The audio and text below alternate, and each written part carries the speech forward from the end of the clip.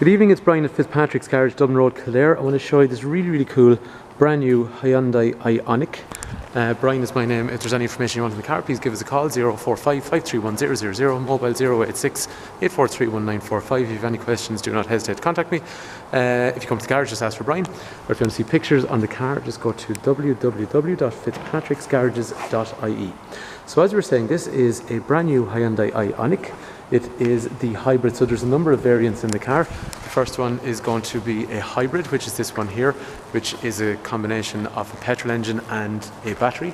There'll also be a plug-in hybrid, which again has a battery and also has a petrol engine like this car, but it'll allow you 50 kilometers of range once you plug in and select an electric vehicle mode. And then there's going to be an electric car as well, which is fully electric with a range of about 280 kilometers, which I can show you here in this video as well. So I'm going to show you the hybrid and the full electric versions, but there is a model that's in between those as well, which we don't have at the moment. So anyway, it's a really nice car. One thing that kind of sticks out to me on this car is that it is a really nice car, regardless of whether it's hybrid or any of the powertrain. It's got some really nice features on it, so let's have a look. So the first thing is we got keyless entry, and if we open up the car, you'll notice the wing mirrors extend. It's got some lovely parking lights with xenon headlights on both sides, obviously. And then the other cool thing about it is as well, when you open the car or unlock it, you get this nice light down here, so when it's really dark, it lights up the area where your hand is meant to go. The engine, just while we're here, is a 1.6 litre engine, which is combined with an electric motor and battery. And the battery, the road tax rate even on this car is €170 for the year. And it's got a warranty, same as all Hyundais, of 5 years. But some people are worried always with hybrids in various different manufacturers about the battery. So the battery's 8 years warranty, so really long warranty. But in terms of servicing costs, these cars are no more expensive to run than a normal car. Okay, so on the outside, up front, let's actually start it up and see. So really nice headlamp structure with you have a bi-xenon headlight along here, indicator in through here. Really nice parking lights up around here, and then you got these really funky daytime running lights. So let's start it up here for a sec. So when we sit into the car, we got a start stop button, so doors open. Okay, so we get our dash starting up. Let's have a look on the outside then. Okay, so up front, when we don't have the lights in automatic, just the beeping is to tell me that I've forgotten to leave my key in the car, or I've left the car without turning it off. So daytime running lights along the front. Nice big grille along here, which also houses a radar for adaptive cruise control. We'll have a look at that in a minute. And the other thing then is, let's have a quick look at the back with the lights on as well. So nice lighting structure along the back. The car will have reversing sensors, and it'll also have a reverse camera. The boot, traditionally in a lot of hybrids, is not that large.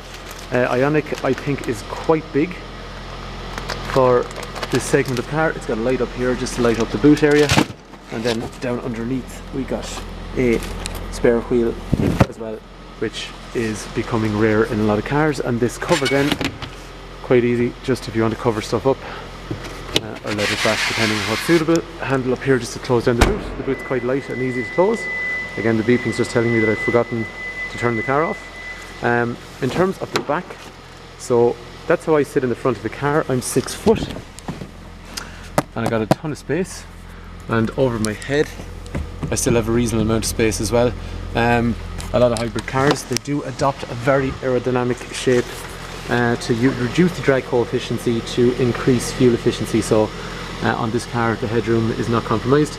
You have 3 3-point safety belts, ISOFIX points for 2 child seats either side, armrest in the centre, and 3 head restraints like you'd have in a normal car, with a nice finish with a nice size. The wheels are a really nice finish. Now they will differ between a 17-inch wheel on this hybrid version, so they fill up the wheel arches really nicely, or we have a 16-inch wheel on the electric car we'll look at in a sec. I like this kind of style here. If you leave the parking lights on like that and you got the daytime runners down there, this looks really cool, I think, but it does have automatic headlights as well anyway, so let's have a look at that. So up here we got electrics for windows. So the car is currently running in a petrol motor to charge at the moment. Electrics for windows, electrics for mirrors, electric folding mirrors as we saw from the outside. We got a lane keep assist over here if we want to turn that on or off, just to warn us if we move out of the lane without using our indicator. Brightness of the dash, height of the lights, traction control on or off. So it's got all the same safety features you'd expect in a normal car. Fuel filter cap open to put petrol in the car as you would in a normal car. In terms of the inside, so the clocks are a digital setup, but it's really cool because if I go down into drive and I move across like that, if I move across into the sportier drive mode, we change into a rev counter, so that is really cool. So very cool. And then even you see the way in the background the speedo is kind of moving. I'm just going into reverse now, so it doesn't operate in reverse like that, but it's really nice. Compared to a lot of the other cars in the range as well, they've got some nice trip computers now, but this one's got a nice fluid kind of the way it changes, and also it's coloured as well, so things like energy flow, engine temperature, driving style and what we're using in terms of fuel efficiency, map and compass over there, tyre pressure monitors, and then the adaptive cruise control and various other settings down there, so very nice. Over here we got the health of the battery at the moment, which is halfway, so that will vary depending on our driving style. And then similarly over here, if I put my foot down I'm using power, if I brake we're getting a bit of charge. Again, I'd have to show you that better in terms of if we actually drive the car. You'll see a better setup that way, but that's just to give you a quick overview on it anyway. So very nice and very modern. Heated seats on the front, heated steering wheel, which is really nice as well. The car, by the way, has a 6 forward gear DCT gearbox, so you get some nice quick gear changes, so it's not like conventional hybrids of competitor makes, which you put your foot down and you just get power and it's quite loud when you're accelerating or on a motorway or anything like that. So it's going up and down through gears, 6 forward gears, like it would on a normal car. So it's really, it's a nicer, well, in terms of it's much less noisy, but it feels much nicer, it feels more involving as well anyway. Other things over here, cruise control down through here. We also have adaptive cruise control as well, which means we can set it and then it'll basically follow the car in front, and if the car in front slows down it'll start to slow down and react to it as well. So very nice. Wiper controls in through here, headlight controls over here, which are automated as well if you don't want to have the hassle of turning them on or off yourself. Heating controls on either side with front and rear windscreen demisters, air conditioning.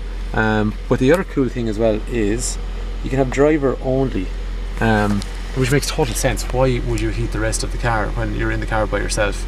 So again, from an efficiency point of view, it makes an awful lot of sense. This screen up here is really nice. It's I'll go back into the menus overall. Now I do need to get to know how to use this a little bit better, but it's touch and swipe, which is pretty cool.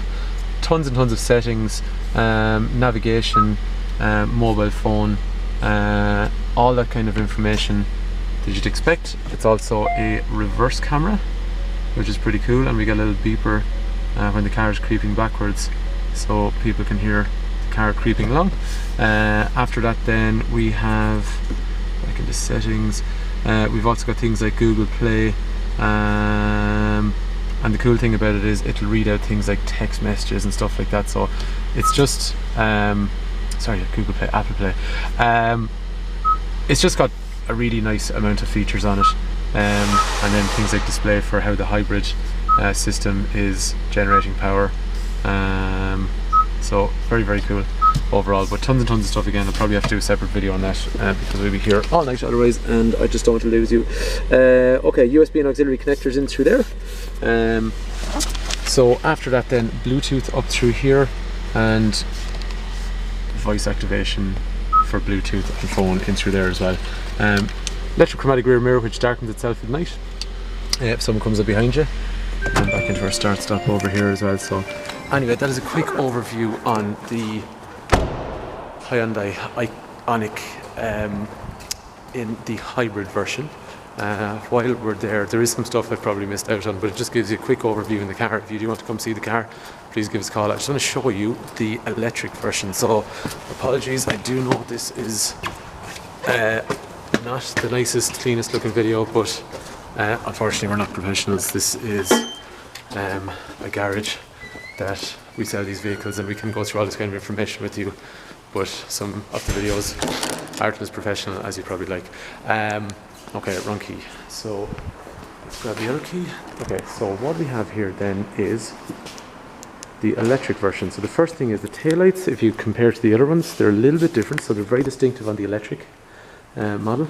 Other small things, like the other one's got blue accents down along the side of the car and the front, whereas this one has copper ones. The other thing is the grille, because the car doesn't need any cooling, has got a completely flat face along here, so it allows it's a greater amount of aerodynamics when, we'll say, air is not getting trapped in here and causing drag. After that then we have a slightly different headlight structure, again in an LED fashion. You have a 16-inch alloy wheel instead of a 17-inch alloy wheel in favour of economy. But really after that, there is, okay, the seats are marginally different in terms of colour, but if I was sitting into this car, I'm going to start it just like the other one. So this all looks very familiar. There is really no difference. Okay, down here we got a bit of storage where the gearbox was. Our gearbox now is touch. Go reverse, we can park, we can drive, we can go neutral. I mean, that's way easier. And if you hear the beeping on the outside, maybe you can't, but it's just to warn people that we're creeping along. So it makes a lot of sense. We also have paddles to allow us to manipulate how power is delivered. Okay, the heating controls is not dual zone, so not different temperatures on each side of the car, but it's still digital and automatic. So very, very similar to what we've just looked at. So really, when you think about it, if you're to sit in the car, I mean, are you really going to know there's any difference? Probably not. Some small, vague little accents give it away to maybe someone that's familiar with the car, but after that, there is nothing that stands out that makes it look like an electric car. So again, like the hybrid, it's actually just a nice car. 280 kilometers of range. In terms of charging, depending on how you look at charging, you can charge it overnight for 8 to 10 hours to get a full charge. But if you go to some of the superchargers, you can basically top up about 80% of the battery time in just under half an hour. I think a lot of the people that are going to look at a car like this, it makes a lot of sense for a lot of people. Some people are electric car drivers already, some people mightn't be. But again, the warranty is going to be similar. Running costs are probably a little bit less actually, if anything, because you've no moving parts in the engine. But it's a really, really nice car to drive. It's the first electric car I've ever driven on the road, and the amount of torque in the engine is really, really cool. So again, between the range of hybrid, plug-in hybrid, which is going to give you the best of both, plus an electric option that allows you 50 kilometers, or this very cool fully electric option with 280 kilometer range. If any of these are of interest, please do give us a call. Brian's my name. 045 531 000, mobile 086 843 1945, or come to the garage, just ask for Brian. So hopefully these cars are of interest. We're a family run business in operation since the late 1950s. We can organise finance, and also trade-ins are always accepted as well. So thanks for taking time to watch.